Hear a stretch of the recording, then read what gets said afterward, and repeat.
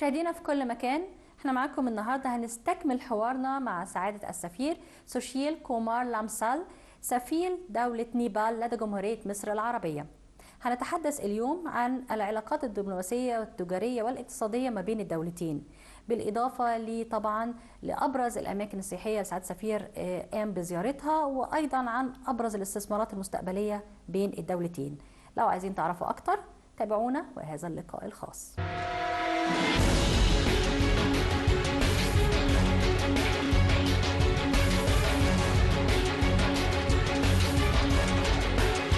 Nepal is a middle-sized country. It is situated in South Asia, between China and India. But essentially, the share of manufacturing industry in the country is yet to increase. Influences from the north, as well as from the south. So it's a mixture of different historical and cultural. Any tourist visiting Nepal is sure that he or she is not going to face any problem, and it's because of the history that we have. The status of women in Nepal is improving. We've had a first woman president of the country. Currently our foreign minister is a woman.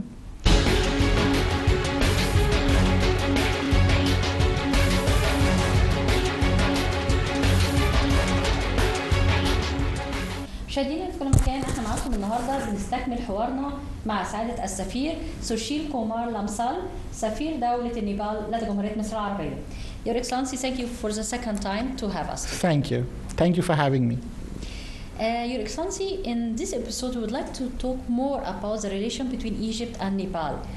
We would like to start with the history of these relations. When did it start? So Nepal and Egypt are very old friends.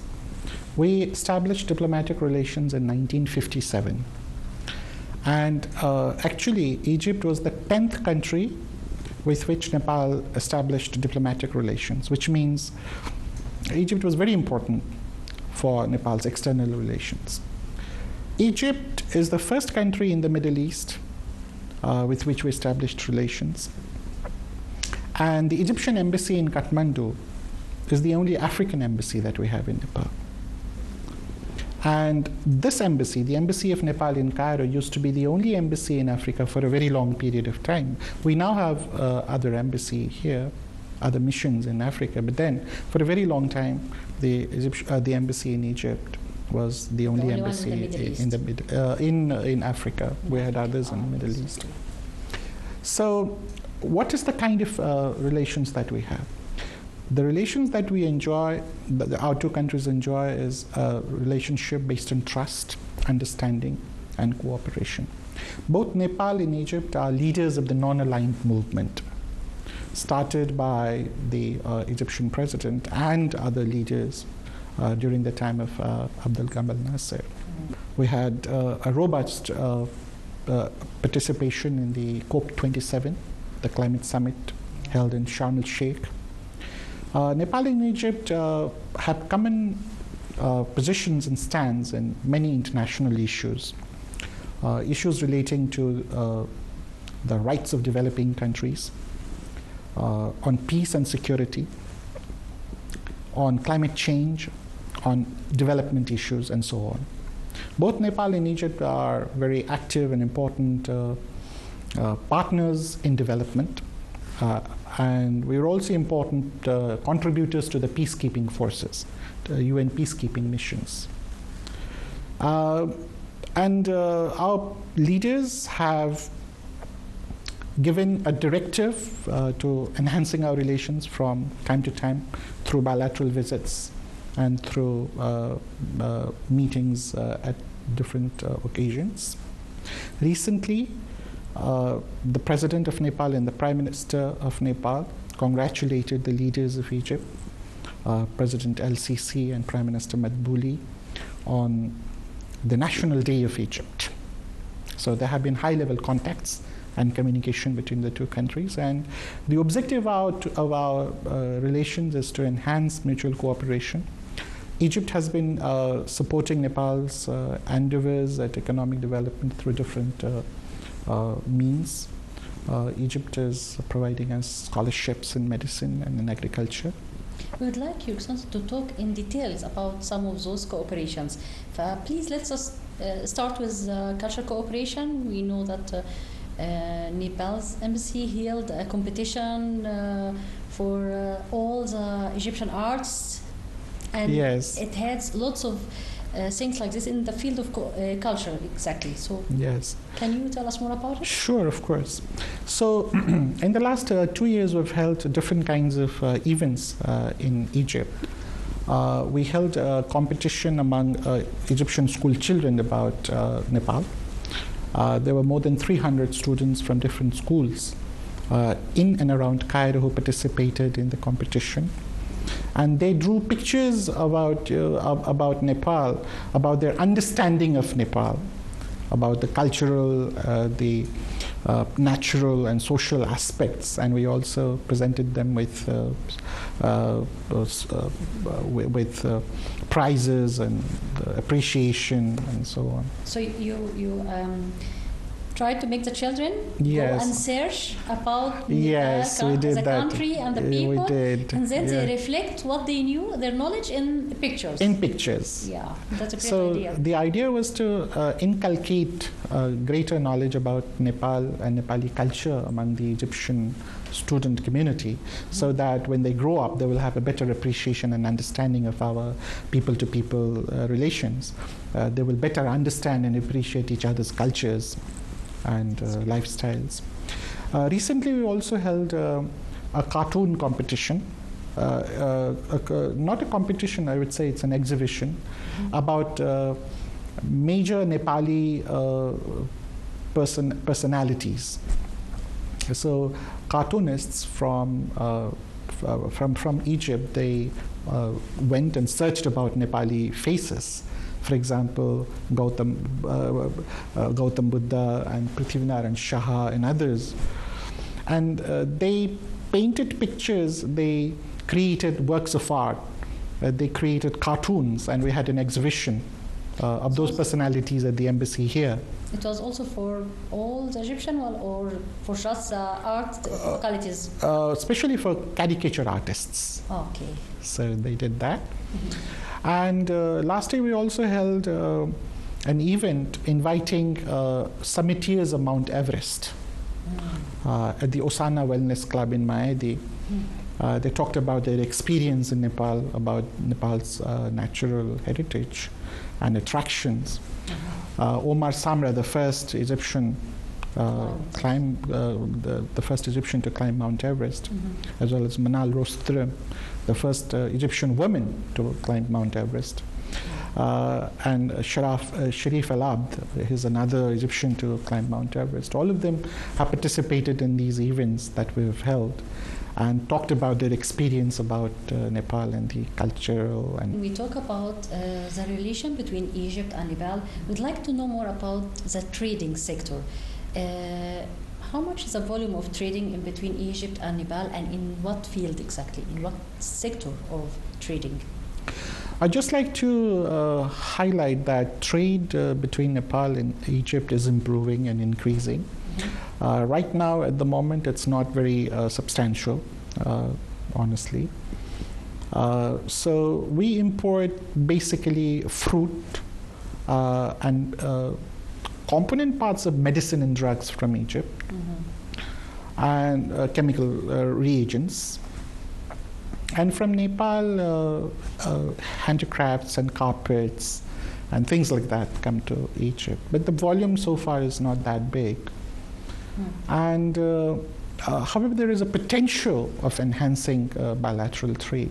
Is there any investment in between the two countries? There is some investment from Nepal in Egypt. It's in instant noodles. Oh, yeah, okay. And there is also some investment from Egypt in Nepal in restaurants. But the amount, there is a lot of scope for improving it, for increasing it. So I was talking about trade. Earlier this year, Nepal participated in the Cairo International Trade Fair held in Nasr City. And we had different kinds of products on display, including health foods, superfoods, tea, and coffee, and honey, and so on. And there was quite a lot of interest among Egyptian participants and visitors of the fair in Nepali products. So I think in the days ahead, we need to encourage more collaboration between our private sector entities to showcase their products and enhance mutual trade. Also, I would like to know more about the scholarships, the cooperation in the field of education and the scholarships, and please tell us about the cooperation between Egypt in the field of Azhar, especially the Azhar, and Nibal in the field of education. So there are many students from Nepal studying in Egypt right now. Let's start with Al-Azhar, with which we've had decades of relations and cooperation. Right now, around 50 students from Nepal are studying at Al-Azhar University in different faculties. And there are also many medical students in Egypt, especially in Cairo University and Shams University. And the Egyptian government also provides some scholarships to Nepali students, especially in medicine and agriculture. 3 agricultural graduates have recently finished their studies in Egypt and gone back to Nepal to work in different fields. There are also some medical doctors who qualified and graduated from Cairo and started working in Nepal. Currently, there are around 100 Nepali students in different faculties and in medicine in the Cairo University and Shams University. I think there is a great potential for educational exchange between our two countries, as both of our countries have very young and very talented student communities. Nepali students are also interested in fields such as IT, information technology, and modern agricultural practices in Egypt, for which we send technicians in the field of agriculture every year. Because already the two countries are agricultural countries, so yes, trading or let's say cooperation in the field of agriculture science and yes, so on, and researches, it's something very important. Yes, and I'm also happy to note that since I came here, 2 diplomats have also been trained, 2 Nepali diplomats have been trained by the Institute of Diplomatic Studies of Egypt in 2023. The first half, in January 2023. So, I mean, there are different sectors in which our two countries are cooperating, but there is a potential for enhancing them further, especially in fields of trade and investment. Regarding investment, to add to the investment that we have in Egypt, but also trying to bring investors from two countries to discuss further about investment potentials. In 2023, in June 2023, I met with the head of GAFI, the General Authority for Free Trade, for investment in free zones.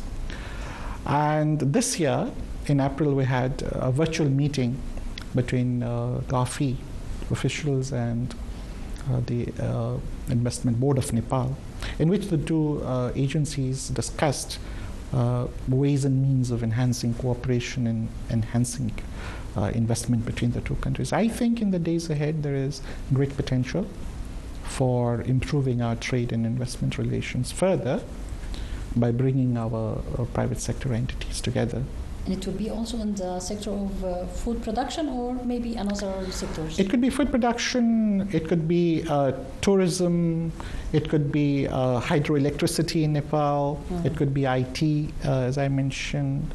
It could be many different kinds of sectors, because Nepal has a lot to offer as well. Like Egypt, Nepal is also a very strategically situated country between 2 large markets, 2 of the largest economies in the world. And I think doing business in Nepal is a profitable and a beneficial activity for Egyptian entrepreneurs. Your Excellency already mentioned about maybe in the future there will be more cooperation in the field of tourism. But now, how it is the cooperation between the two countries in the field of tourism? So this year, what we did was we sent representatives of travel companies from Egypt to visit Nepal. They visited Nepal, different destinations in Nepal, including Kathmandu, Pokhara, Chitwan, and other places. So the idea is to send representatives of travel companies from Egypt to Nepal so that they will have a first-hand experience and understanding about what is there in offer in Nepal. And we also facilitated the visits of photojournalists and photographers from Egypt to visit Nepal. And the photographer, the photojournalist, he has collected many photographs from Nepal, and they will be displayed and will be exhibited in different occasions. I think this will enhance appreciation and awareness of Nepali tourism among Egyptian people, and there will be enhanced cooperation in this field. I'm also happy to note that there are many Nepalese visiting Egypt in recent years, including people who have retired recently and they want to explore and visit different countries, the pyramids, Luxor, Aswan, but also students. There have been many batches of students from Nepal who have visited Egypt during my stay here in the last 2 years.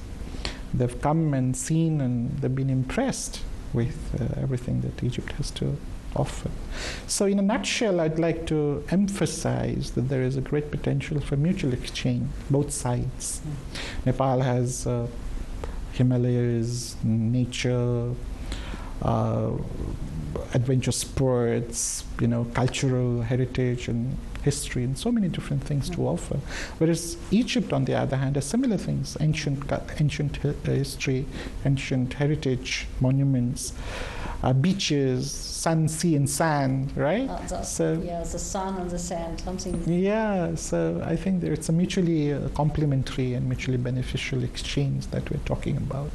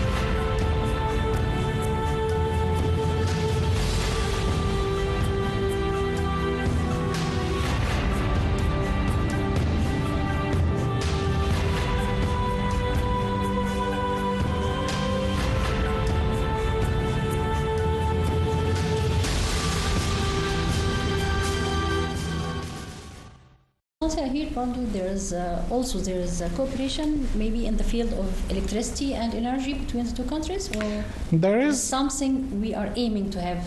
So yes. So in the late 90s, there was an agreement signed between our two countries on enhancing cooperation in electricity and renewable energy. Why? Because Nepal is an important, Nepal is rich, water rich. We have lots of hydroelectricity potential. And Egypt also had a very successful experience developing hydroelectricity with the Aswan Dam. Yes. So the idea is to leverage the experience that we have in our two countries for each other's advantage. And according to the agreement, there have been some training and other mutual exchanges that have happened between our two countries. Our experts and technicians and engineers have visited each other's countries and took part in workshops and seminars, disseminating information and sharing experiences and so on. And I think there is potential for further enhancing this in the future. That's great. Your Excellency, I would like, of course, to ask you about the tourist destinations that you already visited here in Egypt, and which one is your favorite? So it's a very difficult question. Every place I visited has had a very deep impression on me. In 2022, I visited Luxor and Aswan. In 2023, I went to Sharm el-Sheikh. I went to Al Alamein. In 2024, I went to Siwa and Marsa Matru and Marsha Alam. I mean, yeah. You have been around. Of course, I've been to the pyramids many times and to the museum and Suez Canal and so on. So which one do you favor, the historical part or the beaches and the modern and I think they're complementary. I think they're complementary. All of these places have something spectacular to offer. When I went to Luxor, for example, I was very surprised that the artwork and the sculpture from thousands of years ago is preserved so immaculately, so perfectly, that we have the privilege of seeing it with our own eyes today, right? So thanks to the efforts of the government of Egypt, to the people and the government of Egypt, that it has been possible for us.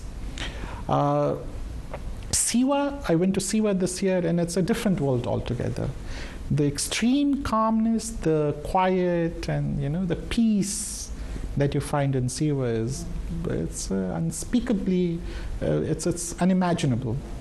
It's something out of the world. I'm glad that you like it, Your Excellency. And allow me the last question. We always ask about the Egyptian cuisine. Did you try it, and what's your favorite dish? Yeah, I have tried many, and I think my favorite is kosheri. Why? Because kosheri is something that is similar to what we eat in Nepal as well. We call it khichdi. Kosheri is dry. Khichdi is more wet with lentils cooked and mixed with rice and different other cereals as well.